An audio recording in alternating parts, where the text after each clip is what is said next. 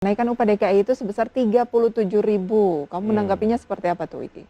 Dikit banget sih. Dikit banget ya. Pulsa sekarang berapa, Wiki? Pulsa sebulan berapa? Iya, aku nggak bisa membuat itu lebih soft lagi. Ya aku bilang ya emang dikit banget naiknya. Mau cukup apa gitu?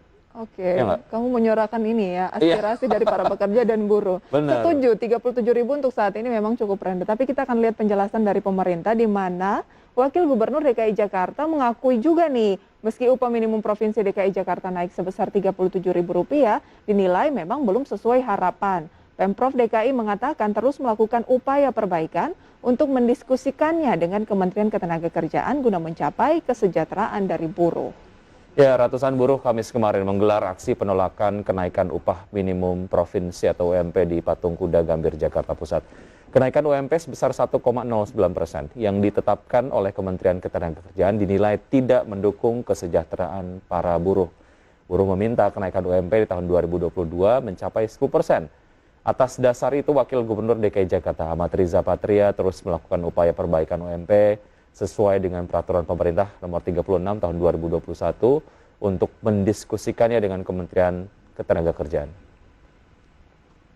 Iya, terkait kenaikan UMP seperti yang sudah disampaikan itu melalui proses dialog diskusi yang panjang di Dewan Pengupahan, ada perwakilan dari buruh, dari pengusaha, dari Pemprov, semua yang terlibat mengacu pada peraturan ketentuan perundangan yang ada.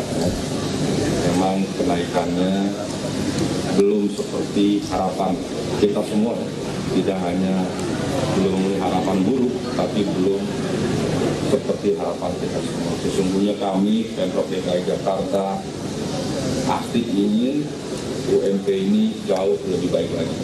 Oke, sekarang pilihannya adalah nggak usah naik sama sekali atau naik tapi cuma 1,09%. Bisa pilih mana?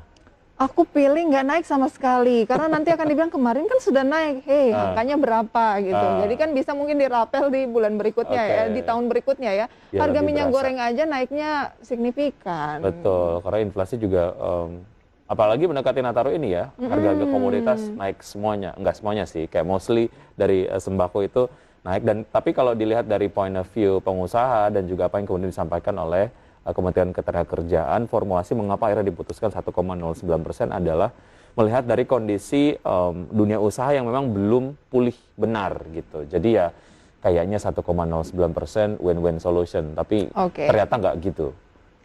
Iya, kita tunggu saja hasil keputusannya seperti apa, tetapi sih kita berharap ya para pekerja juga bisa sejahtera dan pengusaha juga tidak terlalu terbebani. Ya, kita ke informasi berikutnya. Para buruh masih terus mendesak pemerintah untuk menaikkan UMP hingga 15%.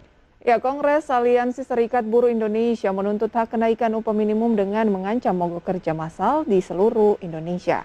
Sebagai ancaman atas tuntutannya, Serikat Buruh mempersiapkan untuk menggelar aksi besar-besaran di berbagai daerah di seluruh Indonesia. Ketua Umum Kongres Aliansi Serikat Buruh Indonesia atau KASBI, Nining Elitos, menyatakan tuntutan para buruh yaitu kenaikan upah minimum provinsi atau UMP 10 hingga 15%. Menurutnya, keputusan yang diberikan oleh Kementerian Ketenagakerjaan tidak berpihak pada buruh. Ya, hal ini dikarenakan hanya memberikan kenaikan UMP sebesar 1,09%. Atas dasar tersebut, KASBI sedang melakukan konsolidasi dengan serikat buruh di berbagai daerah untuk melakukan aksi demonstrasi dan mogok kerja besar-besaran.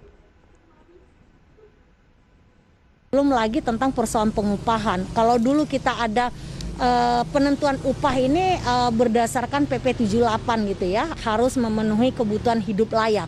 Di Undang-Undang Cipta Kerja tidak lagi membuat kebutuhan hidup layak. Justru kemudian adalah bagaimana upah buruh berdasarkan berdasarkan pertumbuhan ekonomi atau inflasi. Maka jangan pernah bermimpi pertumbuhan ekonomi akan terjadi perbaikan atau daya konsumsi masyarakat semakin tinggi. Nah, itu dia. Tuntutannya kan 10-15%. Oke lah kalau memang pengusaha saat ini lagi kesulitan, tetapi jauh sekali penentuannya antara 10-15% ke 1, sekian persen. Terus setidaknya kalaupun mau sekitar 5% lah ya, mungkin itu masih reasonable lah gitu. 4 juga masih oke lah. Paling tidak 37.000. Tapi mungkin yang di PHK, yang lagi tidak punya pekerjaan, masih lebih memilih ada kenaikan 37.000 dibanding sama sekali sudah tidak mendapatkan gaji gitu. Jadi harus Betul. bersyukur sih ya.